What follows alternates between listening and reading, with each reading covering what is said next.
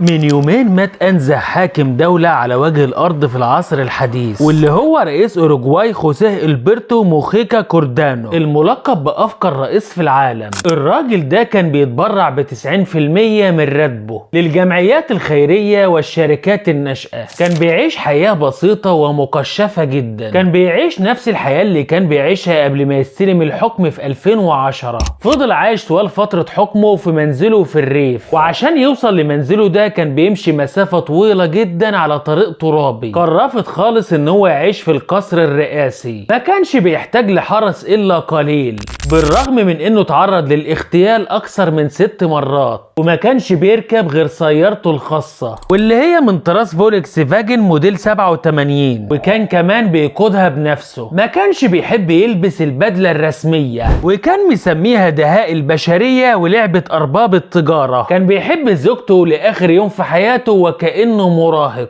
وما كانش بيحب الظهور اعلاميا، ولذلك اختفى الفساد من بلاده. وبعد 2011 استضاف 100 طفل يتيم من سوريا في قصره الرئاسي، كانوا بيناموا عنده في قلب القصر. كان بيكره التدخين جدا لدرجة انه حظره في الاماكن العامة، جعل نسبة الفقر تتحول من 40% ل 10%. وكان بيكره الحروب وبيطالب الدول ان هي تحل مشاكلها بالتفاوض، ويطالبهم بزراعة التسامح. وحصل على اعتراف دولي بتواضعه وتسامحه مع نفسه، واخد لقب افقر رئيس في العالم واكثرهم سخاء.